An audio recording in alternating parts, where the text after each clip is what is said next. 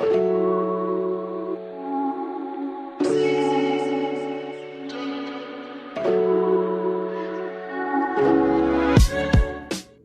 to another edition of The Great Card Quest, hosted by me, Rilio Master Antonio.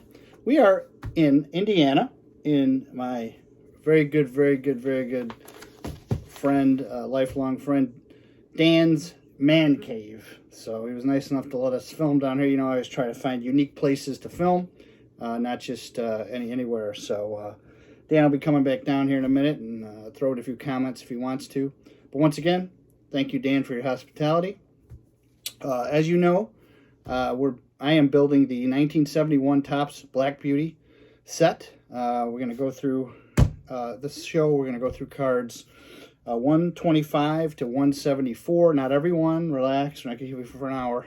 We're going to go through the highlights of some neat cards that are in that sequence, and we're going to, I'm slowly going through the set. If you watch my previous 3 shows, you see we're catching up. So here we go. I wanted to dive in. Like I said, today we're covering 125 to 174. And remember, this set is extremely unique. It's the first black border set to happen, basically, and it's very hard to get in a 7+. I'm building a PSA 7+, which means there could be some 8s in there and higher, set. And there's 752 in the main set. Base set, and then there's another 9 variations, which we're going to see some today in this group. No, not today, sorry. This doesn't have any variations, this group, but it's coming in future shows. You'll see. And in past shows, we went over one variation earlier, the Boots Day back. I think that was in show 2. So there's 761 to give you the master set. So I'm going for a master set. I have 5 of the 9 you need for the master set so far. So at this point, you know, when I'm filming this today, we're working towards the 752 mark. Hello, Dan. Hello, really? All right, Dan is here, watching from afar.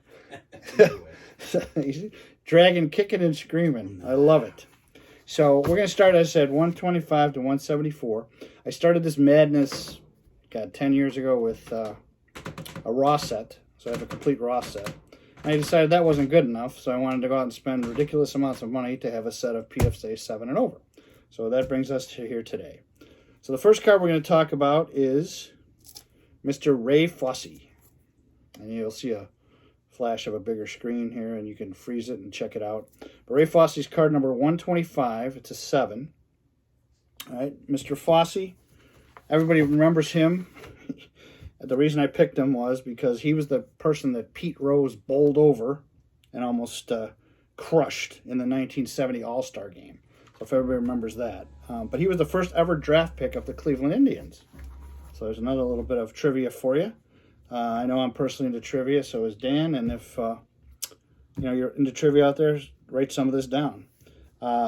He won 2 World Series rings in 73 and 74.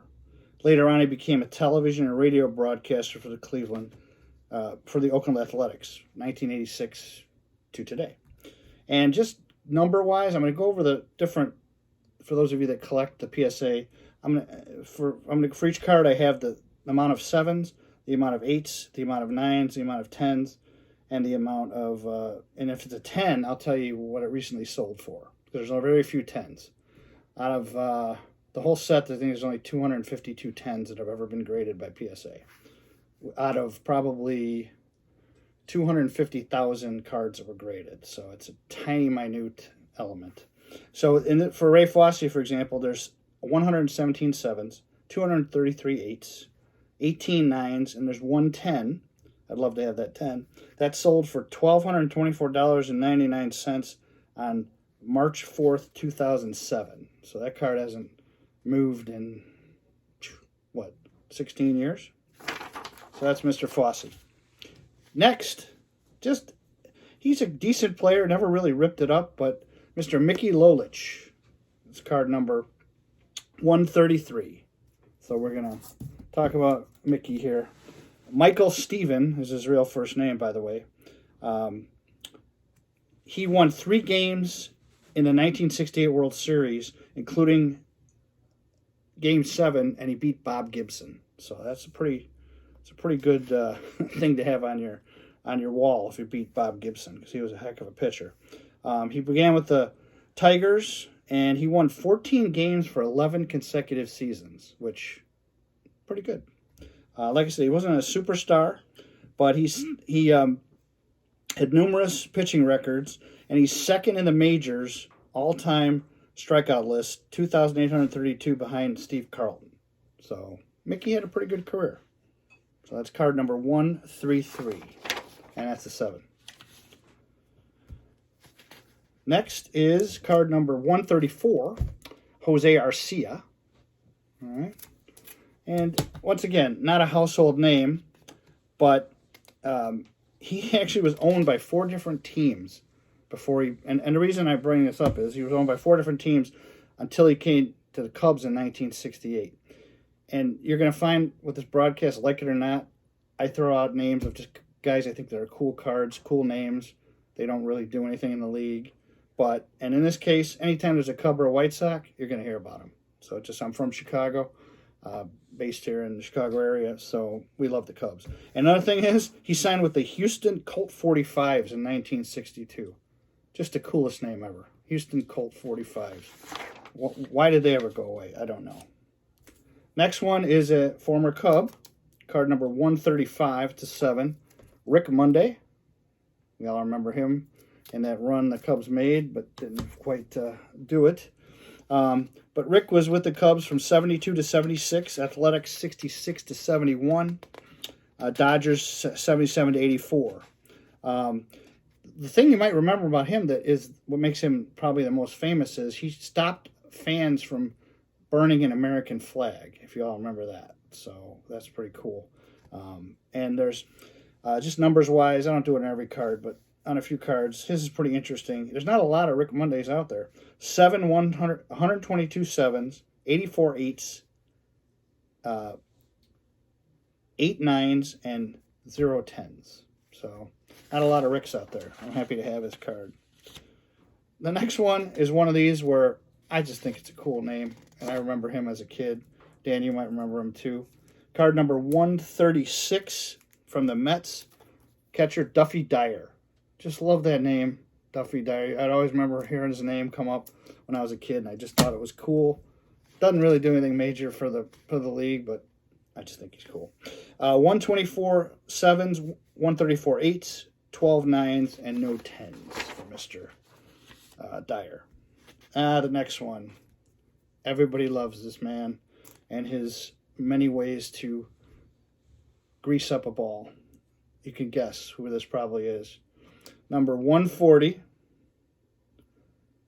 Gaylord Perry, pitcher for the San Francisco 49ers, who he was not the greaseball guy. Dan's correcting me on this. The San Francisco 49ers. I'm sorry, 49ers. Thanks, Dan. He's also my on-site producer. He was with the San Francisco Giants. Thank you. You saw that on the card. So a lot of times, No, just no baseball. I'm telling you, the viewers saw it on the card because it popped up. Like I said, a lot of times go with what you read, not what I say. That's pretty good. But Gaylord Perry was quite a character. He was always accused of doctoring the ball and stuff, but he was the first pitcher to win the Cy Young in both leagues. He won in Cleveland in 72 and then San Diego in 1978. So he had some accomplishment. He was a 5-time All-Star. He surpassed Walter Johnson's 3,508 strikeout mark, and he was elected to the Baseball Hall of Fame in 1991. So, heck of a pitcher, good guy, and he does not play for the 49ers. Thanks, Dan. Next is, as you can tell, I don't re-edit stuff. What you get, I just let it roll. Next one, card number 143 for the Pirates. My buddy Mr. G out there will love the Pirates, so I show him all the Pirates when I get them. Steve Blass. Just love the name, Steve Blass. But he is known as having the Steve Blass disease. So basically, there's a period of time when, if you remember later in I think it was the 90s, or the early 2000s, the second baseman from the Dodgers could not throw the ball to first base. He would like wing it into the stands. He would wing it into. Do you remember his name, Dan? He would wing it into the stands. He just had a psychological thing where he couldn't throw the ball to first base. Steve Sachs, that's who it was. So he's later to have the Steve Blast disease. It's basically losing control of your pitches and struggling the ball to throw to home plate. So that's kind of what he's famous for. But he had a solid career. I mean, he ended up with 103 wins, 76 losses, 896 strikeouts, 362. But I just find him to be interesting because he had a period of time where he couldn't hit the plate. As a matter of fact, it was like Bull Durham when he threw it, Newt, if you watch that movie. And there's not a lot of him. There's 107s, 149 eights, 4 9s, and no 10s. All right. Next one's interesting. You may remember this name. Card 146 is also a 7. Ralph Houck, famous manager. He's a kind of a neat story. His main thing was he took over after Casey Stengel was discharged or fired fired. And he went on to win his first 2 seasons, 61 and 62, the title. Now, albeit the Yankees had a great team, and it's kind of like a Phil Jackson situation with the Bulls, where he kind of walked into a good team and, doesn't take a lot to do that, but you still got to manage him and all that. So Ralph Houck was a good player. Not a lot of him either. 103 7s, 86 8s, only 8 9s, and 0 10s. So you're seeing a pattern here with the 10s. They're not a lot of them. All right, next is card 148, John Mayberry for the Astros. You may remember that name if you've watched any type of baseball during that era. He spent 15 years, played with 4 different teams. The Astros got him in the first round in 1967, and his son John Mayberry Jr. played, if you guys remember him, with the Philadelphia Phillies. So not a lot of note, but he has some accomplishments to him. And of course, a Cub. We love it. Number 151, Tommy Davis for the Cubs. I remember him as a kid. He played a little bit into the 70s, so he's one of my favorites. He won 4 professional batting titles, 62 and 63. He spent a bunch of years with the Dodgers, and he won the World Series in 1963. So, like I said, you're going to get any Cub or Sock just because I love him. Oh, and numbers-wise, there's a good amount of him. 138 7s, 165 8s, 13 9s, and once again, no 10s. Next one, just because he's a Sock, Bart Johnson. Watched him pitch. Gotta love Bart. Nothing didn't really think famous. He's a White Sox. We love him. I'm not even going to give you the numbers. The next one was a very, very solid pitcher. Card number 158 is also a 7. Jerry Royce. He was good. I remember watching him as a kid. He played many years, and he did well.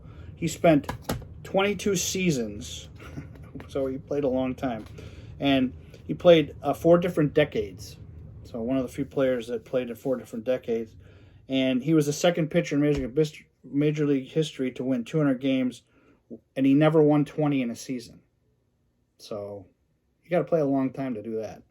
And he managed to achieve it. But he played for a bunch of teams. Noteworthy in that regard. You got to work hard to... That's like being average for a long time, but then end up being good. All right. Next one is card number 163. This is number 7. You may remember him from managerial fame. He didn't do much as a hitter, but Buck Martinez. I just love the name. Anybody with the name Buck, cool. All right. Next is, it's a little bit out of order here. Next is Mr.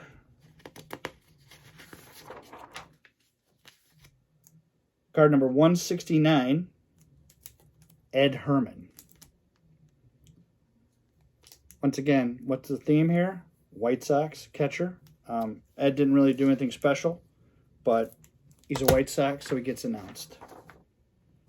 I normally have a White Sox hat on. So the next one, you're all going to know. They called him the franchise. So I'll give you a second, like trivia. Think of who that is. They called him the franchise. Dan, do you know? All right, you're going to find out in a minute. This is card number 160. It's a 7. Mr. Tom Seaver for the Yankees. Heck of a pitcher. Watched him pitch for many years. Yeah, they called him the franchise. 12-time All-Star selection, 3-time Cy Younger Award winner, 69, 73, 75. He was on that staff that had Nolan Ryan in that same set. Well, later on we'll get to him. He's in the set as well.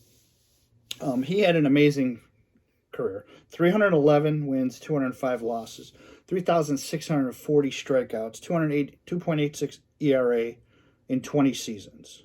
And he was elected to the Baseball Hall of Fame in 1992.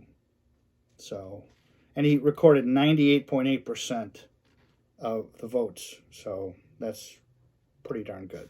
So Mr. Seaver, that was a tough card to get. It took me a long time to get him. His price goes up and down, and I tried to catch him on a down, but I kind of caught him in the middle. So, but there comes a point when you got to pull the trigger on some of these, or you'll never get them.